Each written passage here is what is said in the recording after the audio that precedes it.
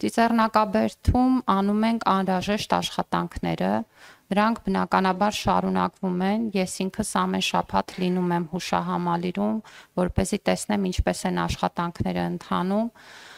ամբողջ ընթացքը վերահսկվում է մասնագիտական համապատասխան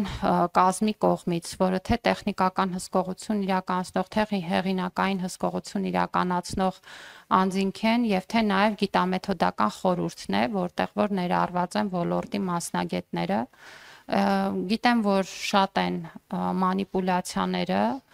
եւ դրանք հենց այդ բառով էլ կոչում եմ մանիպուլյացիա, որովհետեւ իրականում այնինչ արվում է հիմա ծիծեռնակաբերդում մույթերի վերականգնման հետ կապված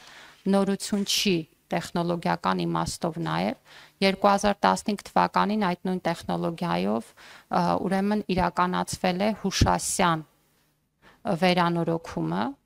նույն տեխնոլոգիայով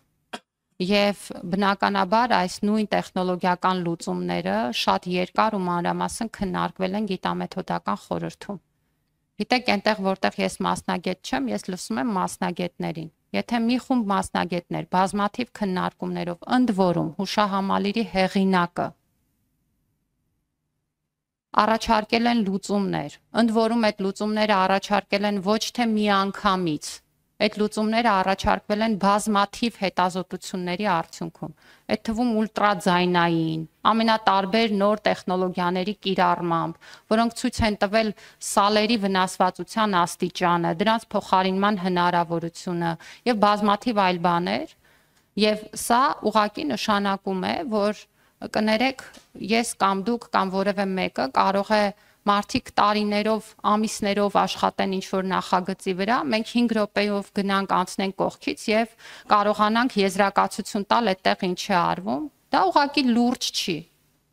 Լուրջ չի եւ մենք պետք է դադարենք այդպես վերաբերել մեր իրականության կարևորագույն խնդիրներին, իսկ ծիծեռնակաբերդը մեզ համար կարևորագույն հուշահամալիր է ու այնտեղ նույնիսկ մինչեւ մի միլիմետր որևէ բան անել է, այդ մի միլիմետր փոփոխությունը անցնում է համապատասխան ընթացակարգ։